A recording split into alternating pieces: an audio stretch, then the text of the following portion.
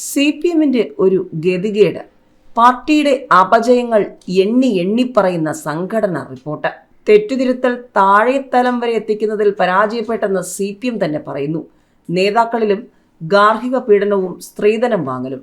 കേരളത്തിൽ കഴിഞ്ഞ പാർട്ടി കോൺഗ്രസിനേക്കാൾ 3000 അംഗങ്ങളുടെ കുറവുണ്ടായി. കേരളത്തിലെ SFIയിലും തെറ്റായ പ്രവണതകൾ. CPM അഖിലേന്ത്യാ നേതൃത്വത്തിന് കടുത്ത അതൃപ്തി. DYFI SFI കേഡർമാരെ കിട്ടുന്നില്ല. സ്വത്ത് രാഷ്ട്രീയം കേരളത്തെയും ബാധിക്കുന്നു. വർഗീയ വിരുദ്ധ പോരാട്ടവും പാളിയെന്ന് CPM. ബേബിയിൽ ആകാംക്ഷ കൂടുതലാണ്. കേന്ദ്ര കമ്മിറ്റിയിലും PBയിലും വലിയ മാറ്റങ്ങൾക്ക് സാധ്യതയുണ്ടോ?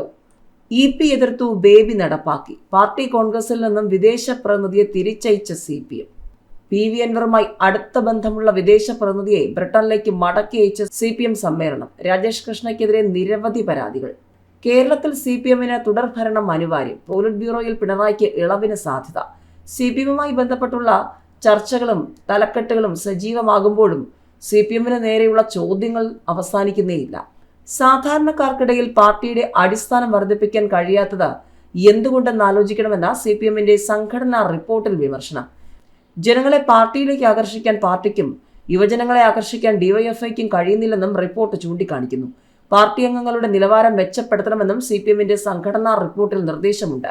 പാർട്ടിക്കുണ്ടാകുന്ന അപജയങ്ങൾ എണ്ണി പറഞ്ഞാണ് സംഘടനാ റിപ്പോർട്ട്. സാധാരണക്കാരെയും കർഷക തൊഴിലാളികളെയും പാർട്ടിക്ക് ആകർഷിക്കാൻ കഴിയാത്തതിൽ ആത്മപരിശോധന നടത്തണമെന്ന് CPM സംഘടനാ റിപ്പോർട്ട് പറയുന്നു. ജനങ്ങളെ പാർട്ടിയിലേക്ക് ആകർഷിക്കാനേ കഴിയുന്നില്ല.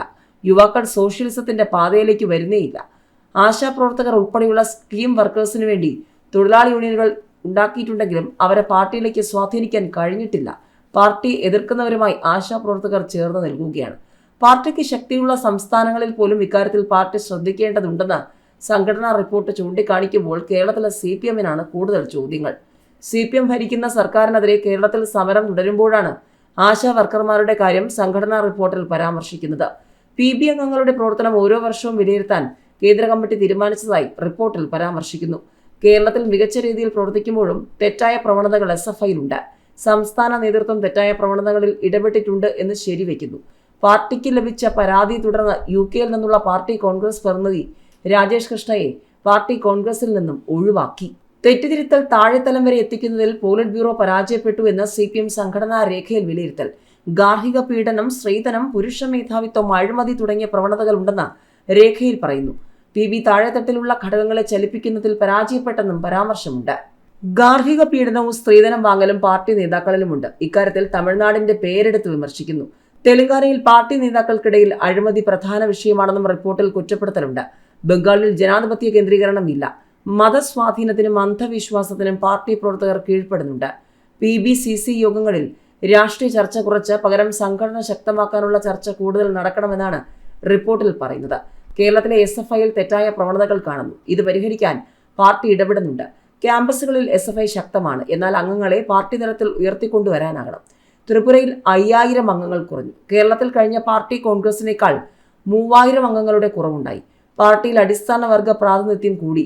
നേതൃശേഷിയും സ്വാധീനവും ഉള്ളവരെ പാർട്ടിയിലേക്ക് ആകർഷിക്കാൻ കഴിയുന്നില്ല. ആകെ അംഗസംഖ്യയുടെ 25% സ്ത്രീകളായിരിക്കണമെന്ന കൊൽക്കത്ത പ്ലീനം ധാരണ നടപ്പാക്കാൻ കഴിയുന്നില്ല.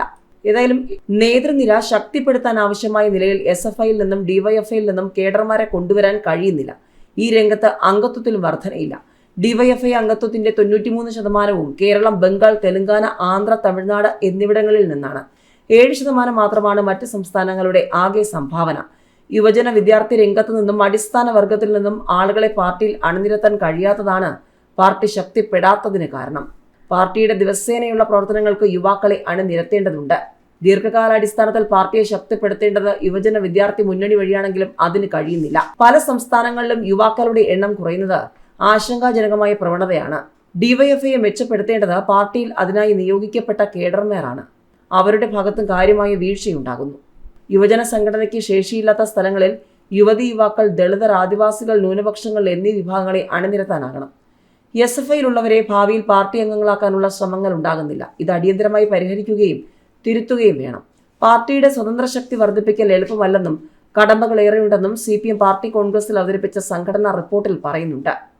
കഴിഞ്ഞ ലോക്സഭാ തെരഞ്ഞെടുപ്പിൽ ബംഗാളിൽ 12-14% പോളിംഗ് ബൂത്തുകളിലും ബൂത്ത് ഏജന്റുമാരായി പ്രവർത്തിക്കാൻ പോലും പാർട്ടിക്ക് ആളുണ്ടായില്ല എന്നാണ് റിപ്പോർട്ട്. ഗണ്യമായ സീറ്റുകളിൽ പാർട്ടി സംവിധാനം നിലവിലില്ല. താഴെത്തട്ടിൽ പാർട്ടിയുടെ പ്രവർത്തനം ഇല്ല. ത്രിപുരയിലും താഴെത്തട്ടിൽ പ്രവർത്തനം ശുഷ്കമാണ്. പാർട്ടി അംഗങ്ങളും ബ്രാഞ്ചുകളും പ്രവർത്തനരഹിതമാണ്. CPM പാർട്ടി കോൺഗ്രസ് വേദിയിൽ നിന്ന് മലയാളിയായ വിദേശ പ്രതിനിധിയെ മടക്കി അയച്ചു. പാർട്ടി കോൺഗ്രസിൽ പങ്കെടുക്കാനായി UK നിന്നെത്തിയ രാജേഷ് കൃഷ്ണയെയാണ് മടക്കി അയച്ചത്. കേന്ദ്ര കമ്മിറ്റിക്ക് ലഭിച്ച പരാതികളുടെ അടിസ്ഥാനത്തിലാണ് രാജേഷിനെ മടക്കി അയക്കാൻ സംഘടനാ ചുമതലയുള്ള MA ബേബി നിർദ്ദേശിച്ചതെന്നാണ് വിവരം. രാജേഷിനെ സമ്മേളനത്തിൽ പങ്കെടുപ്പിക്കില്ലെന്ന് EP ജയരാജൻ നിലപാടെടുത്തെന്നും അത് MA ബേബി നടപ്പിലാക്കിയെന്നുമാണ് വിവരം. CPM സംസ്ഥാന സെക്രട്ടറി MV ഗോവിന്ദനുമായി അടുത്ത ബന്ധമുള്ള ആളാണ് രാജേഷ് കൃഷ്ണ.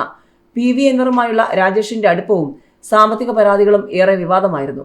സിനിമാ നിർമ്മാതാവ് കൂടിയായ രാജേഷ് കൃഷ്ണ സമ്മേളനത്തിൽ പങ്കെടുക്കാൻ കഴിഞ്ഞ ദിവസം മധുര പാർട്ടി കോൺഗ്രസ് വേദിയിലെത്തിയിരുന്നു. പത്തനംതിട്ട സ്വദേശിയായ രാജേഷ് കൃഷ്ണ ബ്രിട്ടനിലെ CPM സംഘടനയായ AICയെ പ്രതിനിധീകരിച്ചാണ് പാർട്ടി കോൺഗ്രസിലെത്തിയത്. പത്തനംതിട്ടയിലെ മുൻ SFI ഏരിയ സെക്രട്ടറിയായ രാജേഷ് ബ്രിട്ടനിൽ സ്ഥിര താമസക്കാരനാണ്. സിനിമാ സംവിധായകയെ സാമ്പത്തികമായി കബളിപ്പിച്ചു എന്ന് കാട്ടി സംവിധായകയുടെ ഭർത്താവ് രാജേഷിനെതിരെ പാർട്ടിക്ക് പരാതി നൽകിയിരുന്നു. ഇതുൾപ്പെടെ രാജേഷിനെതിരായ പരാതികൾ കേന്ദ്ര കമ്മിറ്റിക്ക് മുൻപിലെത്തിയിരുന്നു. PV അൻവറിനു വേണ്ടി ഓൺലൈൻ മാധ്യമ പ്രവർത്തകനെ ലണ്ടനിൽ വച്ച് രാജേഷ് മർദ്ദിച്ചതും ഏറെ ചർച്ചയായിരുന്നു. ചൊവ്വാഴ്ച നടന്ന കേന്ദ്ര കമ്മിറ്റി യോഗത്തിലാണ് രാജേഷിനെ തിരിച്ചയക്കാൻ തീരുമാനമുണ്ടായത്. തുടർന്നാണ് പ്രതിനിധി സമ്മേളനത്തിൽ നിന്നും ഇയാളെ ഒഴിവാക്കാൻ തീരുമാനിച്ചത്.